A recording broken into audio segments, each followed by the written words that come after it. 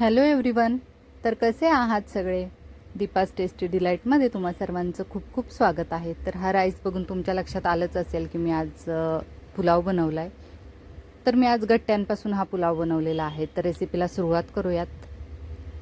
तर सगळ्यात आधी तर आपण गट्टे बनवून घेणार आहोत. तर गट्ट्यांची मी आधी भाजी बनवली होती, पण आज त्याचा पुलाव मी पहिल्यांदाच बनवते. तर त्यासाठी 1.5 वाटी मी बेसन घेतलं आहे. त्यानंतर मिरची पावडर, गरम मसाला, हळद आणि धनाजिरा पावडर, कसुरी मेथी, हिंग, त्यानंतर मीठ घेतलेलं आहे चवीनुसार आणि थोडासा ओवा, हे सगळे मसाले आणि 1.5 चमचा मी मोहन म्हणून तेल घातलेलं आहे. तुम्ही तेलाऐवजी तूप वापरू शकता.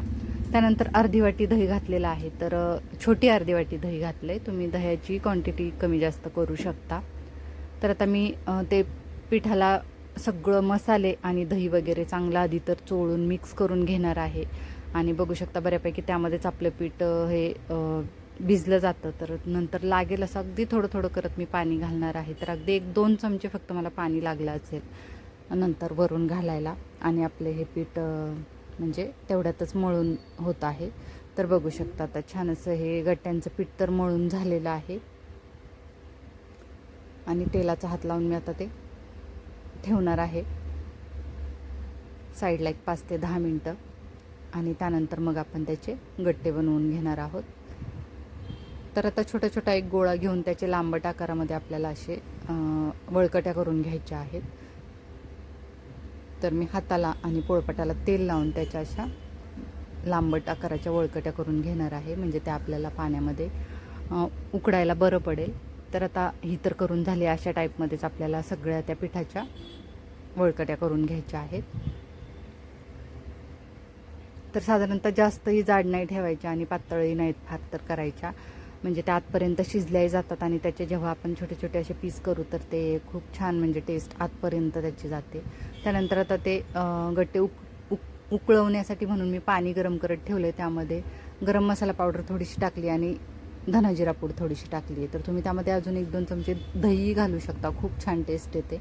तर आपल्याला याच्या पाण्यामध्येच पुलाव शिजवायचा आहे म्हणून मी त्या पाण्यामध्ये मसाले टाकलेत. नाही तर नुसती भाजी बनवायची असेल तर गट्ट्यांचं ते साधंच पाणी मग ठेवायचं, त्यामध्ये काही एक मसाले टाकायची गरज नाही. तर आता छान पाण्याला उकळी आल्यानंतर मी त्यामध्ये सगळे गट्टे एक एक करत सोडून घेतलेत. बघू शकता ते चिकटतही नाहीत एकमेकांना आणि छान पाण्यावर तरंगून येतात जसे शिजतील असे. तर बघू शकता त्याच्यावरून असे छोटे छोटे बबल्स आलेले आहेत. ते बबल्स त्याच्यावर आले की समजून जायचं की आपले हे जे गट्टे आहेत तर ते शिजलेले आहेत. बघू शकता अशा टाईपमध्ये. तर मी आता ते एका प्लेटमध्ये काढून थोडे थंड करून घेणार आहे. आणि हे पाणी आपल्याला टाकून द्यायचं नाही आहे, तर त्याच्यातच आपल्याला पुलाव बनवायचा आहे.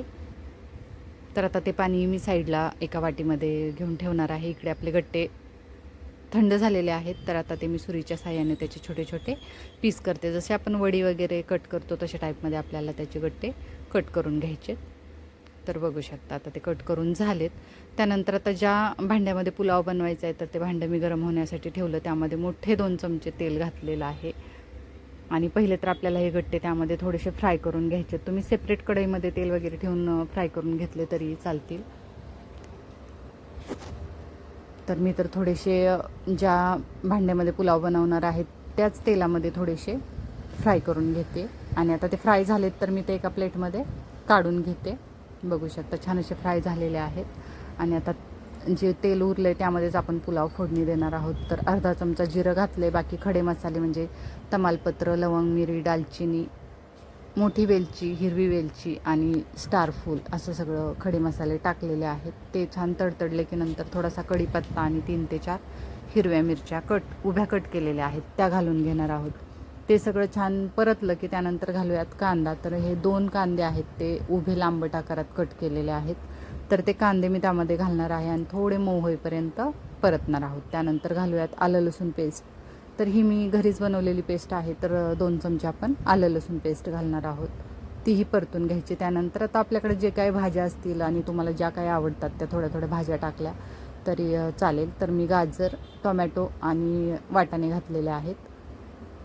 तर ते थोडे परतून झाल्यानंतर घालूयात हळद आणि मिरची पावडर. तर आपण गट्ट्यांमध्ये हळद घातलेली आहे, बस पुलावपुरती आपल्याला थोडीशी हळद घालायची. आणि मिरची पावडर मी 1 चमचा घातलेला आहे. त्यानंतर हे बासमतीचा लांब बिर्याणीवाला तांदूळ आहे तो मी धुवून ठेवला होता स्वच्छ एक 10 मिनटं आधीच. तर आता तो तांदूळ आपण यामध्ये घालूयात. तर साधारणतः अर्धा किलो तांदूळ आहे हा.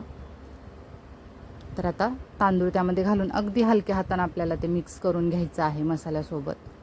आणि त्यानंतर घालूयात हे फ्राय केलेले गट्टे.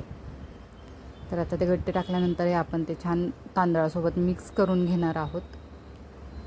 आणि आता ते छान मिक्स झाल्यानंतर आपण हे गट्टे शिजवलेलं जे पाणी आहे तर ते पाणी घालूयात. आणि त्यानंतर मी त्याच वाटीनं अजून 3 वाटी हे पाणी घालणार आहे. तर आपण आपले जे तांदूळ असतात त्याच्या 3 पट आपल्याला पाणी घालायचं असतं. तर वाटीनं मोजून जेवढे तांदूळ होते त्याच्यापेक्षा जास्त मी पाणी घातलेलं आहे. आणि आता एकदा आपण चमच्याच्या साहाय्याने छान ढवळून मिक्स करून घेणार आहोत. आणि शेवटी घालूयात चवीनुसार मीठ आणि भरपूर अशी कोथिंबीर. आणि परत मिक्स करून आपण त्यावर ठेवणार आहोत झाकण. आणि हा म्हणजे पुलाव आपण पूर्णपणे शिजवून घेणार आहोत. तर मी थोडा वेळ अगदी उकळी येते तोपर्यंत हाय फ्लेम ठेवलेली आहे. त्यानंतर अगदी बारीक गॅस करून मग मी पुलाव शिजवून घेतला आहे. त्यानंतर आपण बुंदी रायता बनवतोय तर त्याची तयारी करूयात. तर अर्धी वाटी मी दही घेतलं आहे, ते छान त्यामध्ये थोडंसं पाणी घालून फेटून घेतलं आहे. तुम्हाला पातळ नको असेल तर तुम्ही नुसतं दही फेटलं तरी चालेल. त्यामध्ये थोडंसं हिंग, थोडासा भाजलेल्या जिऱ्याची पावडर, अगदी थोडंसं मिरची पावडर, त्यानंतर चाट मसाला थोडासा, काळं मीठ घातलेलं आहे. त्यानंतर एकच हिरवी मिरची कट करून घातली आणि कोथिंबीर. तर ते आता आपण आधी दह्यामध्ये मिक्स करून घेऊयात. तर मी थोडंसं पातळ केलेलं आहे ते, कारण जेव्हा आपण त्यामध्ये बुंदी टाकतो तेव्हा ते म्हणजे ते सोक करते बुंदी. त्यामुळं मग मी थोडंसं पातळ केल्यानंतर त्याची कन्सिस्टन्सी अगदी आपल्याला हवी अशी घट्ट होऊन जाते एकदा बुंदी त्यामध्ये मुरली गेली की. पण तुम्हाला जर घट्ट हवं असेल तर तुम्ही तसंच दही यूज करू शकता. आणि शेवटी आपला हा बुंदी रायता रेडी झालेला आहे. तर मी आज या पुलावसोबत बुंदी रायताच सर्व केलेला आहे, दुसरी कोणती भाजी बनवलेली नव्हती. तर बघू शकता खूप छान असा आपला हा बुंदी रायता रेडी झालेला आहे. आणि आता आपण आपला राईसही चेक करूयात की तयार झाला आहे की नाही ते. तर मी तुम्हाला दाखवते. अगदी अर्ध पातेलं होतं ते फुलून किती वरपर्यंत आलं आहे तर तुम्हाला मी दाखवते. बघू शकता खूप छान असा आपला हा तांदूळ फुगून असा म्हणजे पूर्ण मोठा असा झालेला आहे. आणि त्याची टेस्टही खूप छान झालेली आहे. तर आता आपण हा पुलाव सर्व करूयात.